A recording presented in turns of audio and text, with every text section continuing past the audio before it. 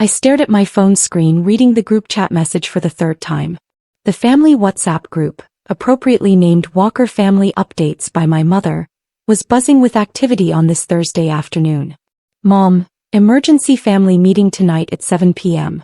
We need to discuss Maya's jobless situation before it gets worse. Dad, agreed. This has gone on long enough. Brother Jason, finally. Someone needs to talk sense into her. Sister-in-law Karen, we're just concerned about her future.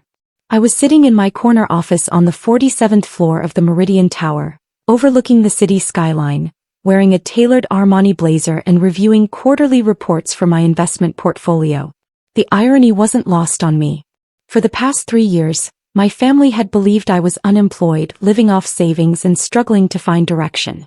What they didn't know was that I was Maya Walker, founder and CEO of Phoenix Capital Group, one of the fastest-growing investment firms on the West Coast. My fingers hovered over the keyboard, ready to type my usual diplomatic response when my office phone rang. Ms. Walker, this is Rebecca from the boardroom. The board members are assembled and ready for your acquisition announcement regarding the Hartwell Industries deal. I glanced at the time, 4:47 p.m. The family meeting was in just over 2 hours. Perfect timing, Rebecca. Tell them I'll be right there. I paused, looking at the group chat still open on my phone.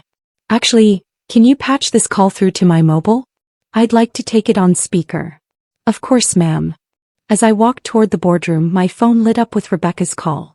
I had a sudden impulse, one that had been building for 3 years of family interventions, concerned phone calls and not-so-subtle hints about getting my life together. I answered the call and immediately put it on speaker. Ms. Walker, Rebecca's voice came through clearly. The board is ready to discuss the Hartwell Industries acquisition. The $2.8 billion deal is finalized and they're waiting for your announcement to the press. I held the phone closer to the group chat and typed, "Actually, I'm in the middle of something important. Can you give me just a moment?" Then I opened the family group chat and began typing while Rebecca's voice continued in the background. Me, about tonight's meeting, I might be a few minutes late. Work is getting busy. The responses came immediately. Jason, work? What work? You've been unemployed for months. Mom, Maya, sweetie, we've talked about this. You can't keep pretending you have a job. Karen, it's okay to admit when you need help. That's when I made the decision that would change everything. I typed, "You're right. I think it's time we talked about my work situation. Actually, let me share something with you right now." I held the phone closer to my face and said loudly, "Rebecca, I'm sorry for the delay. Please continue with the board update." Rebecca's professional voice filled my office. "Of course, Ms. Walker. As I was saying, the board has approved the Hartwell Industries acquisition for $2.8 billion.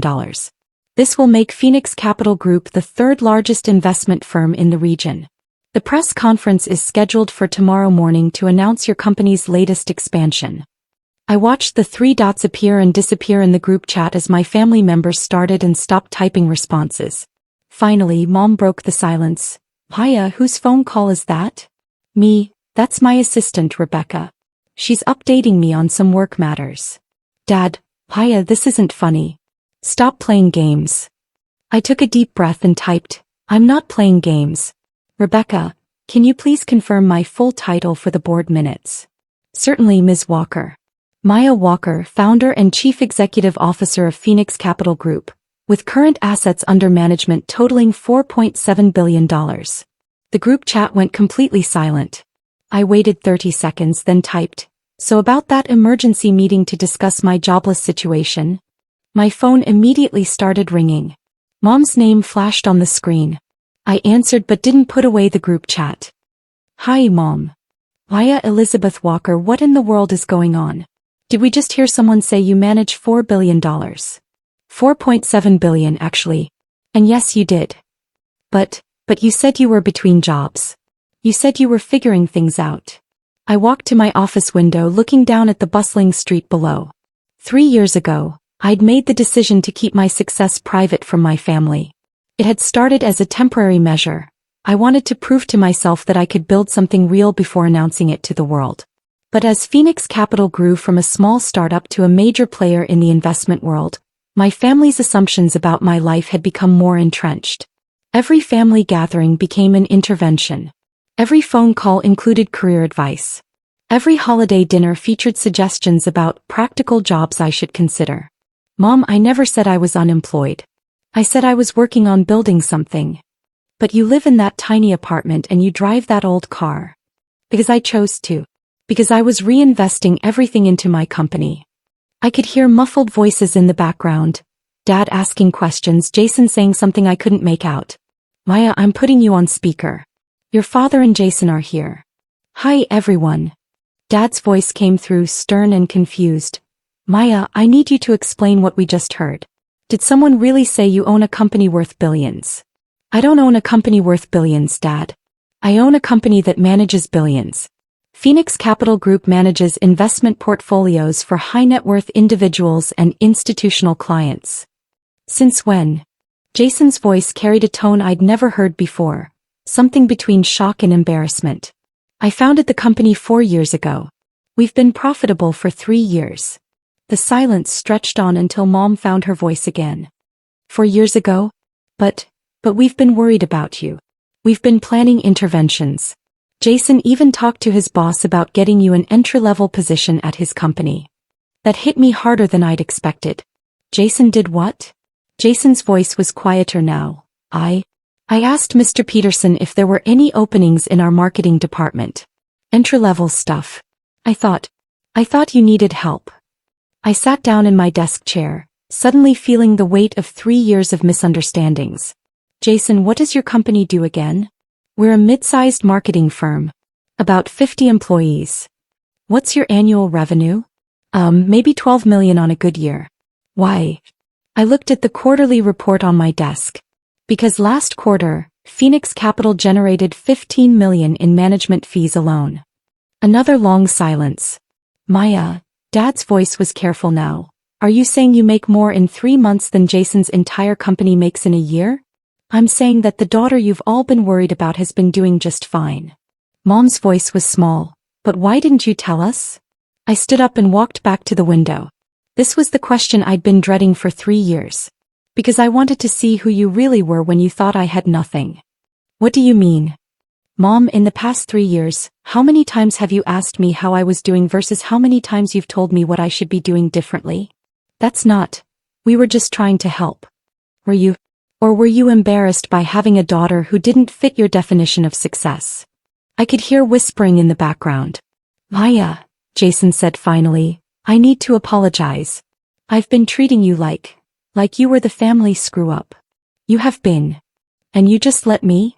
I wanted to see if your love for me was conditional on my apparent success. The group chat, which had been silent, suddenly exploded with activity. I could see Karen typing, then stopping, then typing again. Other family members, cousins, aunts, uncles, were being added to the conversation by Jason. Jason, everyone needs to see this. Maya, tell them what you just told us. I sighed and typed, Hi everyone. For those just joining, I'm not unemployed. I'm the CEO of Phoenix Capital Group. We manage $4.7 billion in assets. The responses came fast and furious. Aunt Linda, what? Cousin Mike, are you serious right now? Uncle Tom, Phoenix Capital? I've heard of that company. They're huge. Grandmother, I'm so confused. My phone started ringing again. This time it was Karen. Maya, I need to apologize, she said without preamble. I've been so condescending to you. All those times I tried to give you career advice and you were running a billion-dollar company. Karen. No, let me finish. Last Christmas I literally gave you a book called Finding Your Purpose After 30.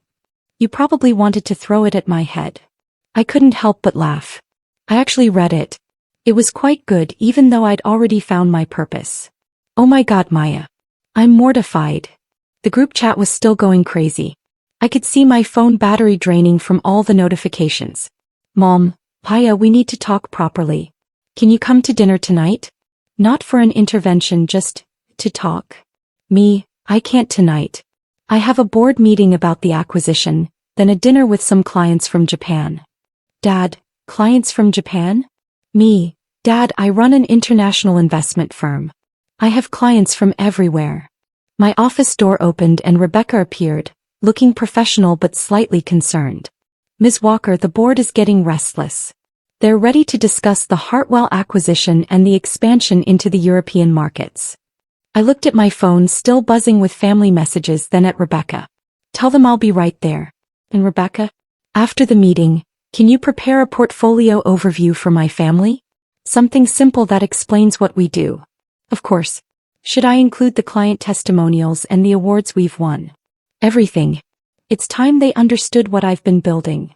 I turned back to my phone and typed in the group chat. I have to go to my board meeting now. We're discussing a $2.8 billion acquisition and expansion into European markets. But let's plan dinner for this weekend. I have a lot to explain. Jason, Paya, are you mad at us? I thought about that question. Was I mad? Hurt? Disappointed? Me, I'm not mad. I'm sad that it took this long for you to see me as I really am. But I'm hopeful that we can build something better from here. Mom, we love you, sweetheart. Successful or not, we love you. Me, I know you do. And I love you too. But loving someone means believing in them even when you don't understand their path. I put my phone in my purse and walked toward the boardroom. As I passed Rebecca's desk, she handed me a folder. The Hartwell acquisition details, ma'am. And I took the liberty of preparing a family-friendly explanation of Phoenix Capital Group. I thought you might need it. Rebecca, you're invaluable. Thank you, ma'am. Oh, and your mother called the main line while you were on your mobile. She wanted to know if Phoenix Capital Group was really your company. I confirmed that you are indeed our founder and CEO. I paused at the boardroom door. What did she say to that? She said, and I quote, "My daughter is a genius and I've been an idiot." I smiled. Maybe this conversation had been exactly what we all needed. The boardroom was filled with 12 of the most successful business leaders in the region. As I took my seat at the head of the mahogany table, I thought about the contrast between this room and my family's living room, where they'd been planning an intervention for their unemployed daughter. Good afternoon, everyone. I apologize for the delay. Let's discuss the Hartwell acquisition. For the next 2 hours, we went through financial projections, market analysis, and strategic planning. The acquisition would expand Phoenix Capital's reach into 3 new markets and add over 200 high-net-worth clients to our portfolio. As the meeting wrapped up, board member Patricia Chin raised her hand. Maya, I wanted to mention that Forbes called. They're doing a feature on the top female CEOs under 35. You're on their list. When does that publish? Next month. They want to do a photo shoot at your office. I thought about my family seeing my face on the cover of Forbes. The same family who'd been planning to stage an intervention about my career prospects. That sounds fine. Just coordinate with Rebecca. After the board meeting, I had dinner with the Japanese clients, the Tanaka Group, who were interested in investing $500 million with Phoenix Capital. The dinner went well, and by the time I got home to my tiny apartment, which was actually a modest 2-bedroom I'd chosen specifically to maintain my cover, it was nearly 11 p.m. I opened the family group chat to find 127 new messages. Scrolling through them was like watching my family's understanding of me evolve in real time. The messages had gone from shock to embarrassment to pride to excitement to a million questions about my business. Aunt Linda. Maya, I just Googled Phoenix Capital Group. You've been featured in the Wall Street Journal 6 times. Cousin Mike. There's a picture of you ringing the opening bell at the New York Stock Exchange last year. Why didn't you tell us? Uncle Tom. I just realized when you said you were consulting last Christmas, you meant you were running board meetings for billion-dollar deals, didn't you? Grandmother. I'm so proud of you, sweetheart. But next time maybe give your old grandmother a hint? My heart can't take too many more surprises like this. The message that got me was from Jason. Maya, I keep thinking about all the times I gave you advice about finding a real job. I'm so embarrassed. You must have thought I was the biggest idiot. I typed back, Jason, you're not an idiot. You're my brother and you were trying to help. But maybe next time, ask questions before offering solutions. Jason, deal. Can I ask a question now? Me, sure. Jason, are you happy? Like really happy with your life? I looked around my simple apartment, the same apartment I'd kept as a symbol of my commitment to building something real before celebrating it. Tomorrow, I'd probably start looking for a place that better reflected my actual financial situation. But tonight I was content with the space where I'd made the decision that changed everything. Me, yes Jason. I'm really happy. I love what I do, I'm good at it, and I've built something that matters. Mom, Paya, can I ask you something too? Me, of course. Mom, do you think we're bad parents? For not seeing who you really were. I stared at that message for a long time before responding. Me, Mom, you're not bad parents. You're human parents. You made assumptions based on what you could see, and I deliberately hid the full picture. But I hope we can do better going forward. Dad, how do we do better? Me, by asking instead of assuming. By supporting instead of fixing. By trusting that I might know something about my own life. Mom, can we start over? Me, we don't need to start over. We just need to start being honest with each other. Over the next hour, the conversation shifted from apologies to genuine curiosity about my work. My family asked thoughtful questions about how I'd built the company, what my day-to-day life was like, and what my plans were for the future. Karen asked about the challenges of being a young female CEO in finance. Dad wanted to know about my investment philosophy. Mom was fascinated by the international aspects of my work. It was the most real conversation we'd had in years. Finally, around midnight, I typed, I should get some sleep. Board meeting at 8 a.m. tomorrow about the European expansion. Jason, Maya, before you go, can I say something? Me, sure. Jason, I'm proud of you. Not because you're successful, but because you stayed true to yourself even when we didn't understand. That takes courage. Me, thank you, Jason. That means a lot. Mom, dinner this Sunday? At our house. I want to hear everything. Me, I'd love that. But fair warning, I might show up in something nicer than jeans and a t-shirt. Dad, you can show up however you want. You're our daughter and we're proud of you. As I got ready for bed, I thought about the conversation that would happen on Sunday. For the first time in 3 years, I could be completely myself with my family. No more hiding, no more pretending, no more strategic omissions. My phone buzzed with one final message from the group chat. It was from grandmother. Maya, dear, I have just one question. When you said you were figuring things out, all those times, were you actually figuring out how to spend $4 billion? I laughed out loud and typed back, something like that, Grandma. Something like that. The next morning, the Hartwell acquisition announcement made the front page of the Financial Times.